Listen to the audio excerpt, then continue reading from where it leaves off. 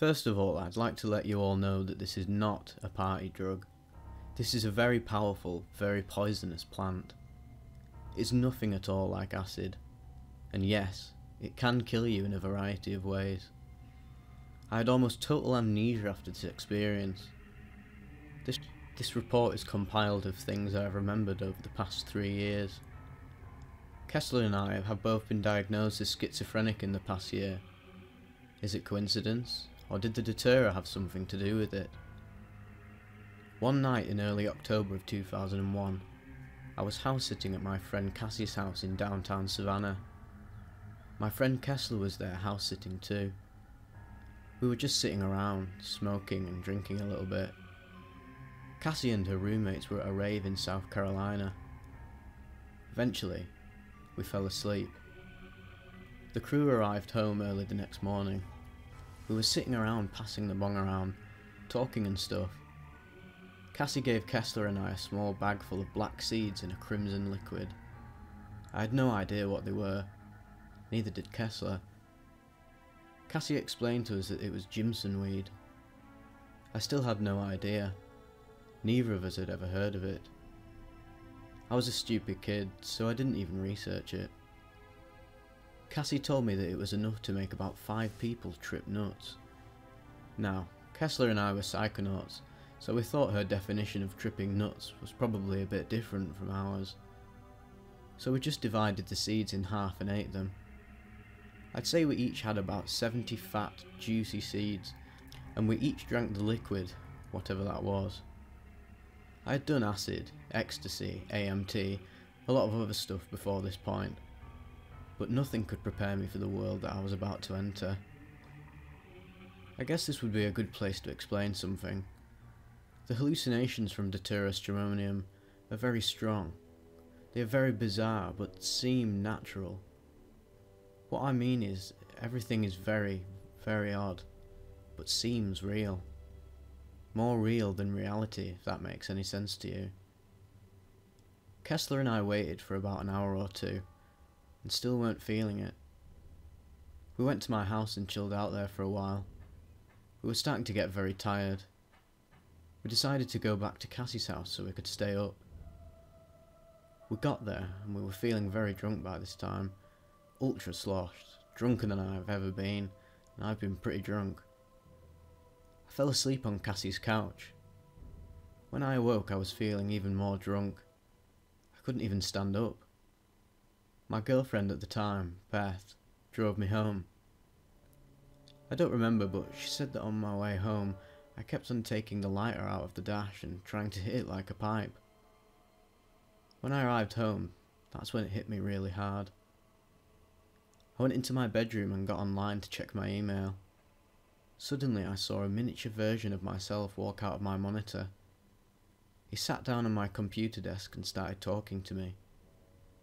We had a very deep conversation about life, love, and many other things. Then, he told me that I needed to go get some water.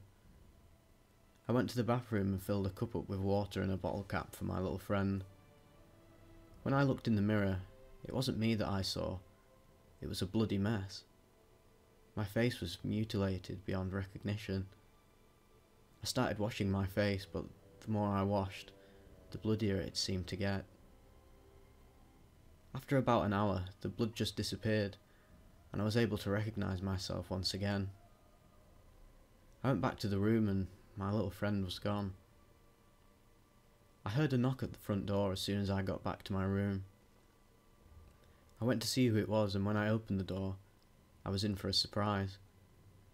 I think that everyone I had ever known was there, even people I had forgotten all about. This makes me think that Datura has the power to unlock forgotten memories. I let the hundreds of people in and we all went to my room, which is strange, because I had a very small room, but everyone was there. I was talking to and catching up with everyone. People kept on disappearing and reappearing in random places in my room. People also kept dying, decaying, and eventually disappearing. I was worried, but soon forgot all about it. There was also this guy with a Chick-fil-A cup as a head. He would keep dying, decaying, and coming back to life. I I tried to kick everyone out, but I couldn't seem to get the Chick-fil-A guy to leave. Every time I tried to pick up the bones, they would turn to sand. He would then be reborn from the sand. I was getting really pissed off and quite freaked out. My friend Superman appeared from somewhere and helped me out. He tried to pick up the bones and they turned to sand, so he pulled a broom out from somewhere and swept the guy out the front door. Superman came back to my room dragging a large cross. He talked to me as he proceeded to crucify himself. When he was completely hung up on the cross, he started to become very disfigured. He then exploded into ashes. I was horrified. What had happened to my friend? I gathered the ashes up in a dustpan and took them to the kitchen sink. I dumped the ashes into the sink and ran water onto them. A new Superman grew up right out of my sink. He thanked me for bringing him to life and hastily left. I decided to go for a walk. Saw my car in the parking lot and it was wrecked very badly. I was upset. I went over and tried to open the door, but the whole car melted at my touch. Then I leaned up against a tree and the tree melted. I figured out that I had the power to melt things by just touching them. Then I had the idea to touch myself. I did, and nothing happened. Got very lost, and it took me hours to realise I was just in the parking lot in front of my apartment. I wanted to go back inside, but I couldn't. I'd locked the door and already had melted my keys on accident.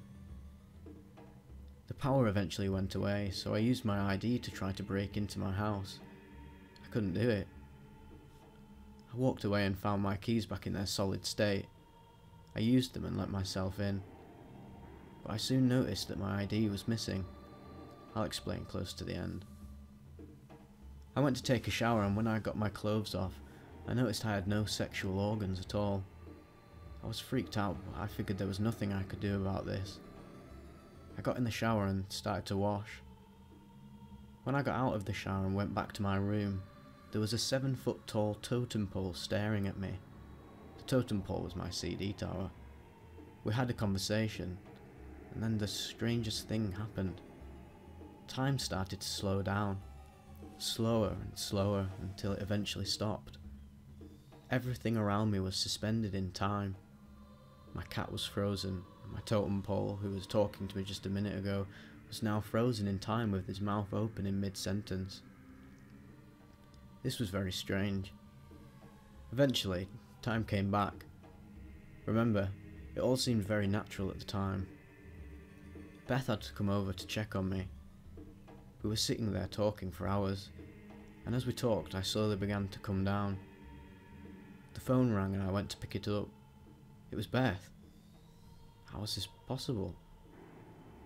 I looked over at the Beth on my bed and she began to fade into nothing, waving at me as she went.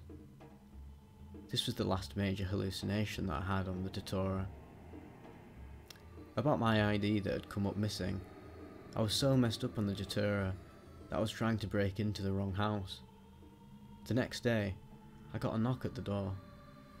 It was the lady who lived in apartment 703. She told me that she had found my ID in her door. I wasn't even going to try to explain. The after effects of this stuff are wicked. I couldn't see anything clearly for about a week. I also felt strange for almost a month. It was like a month-long acid trip. I was having minor hallucinations for weeks.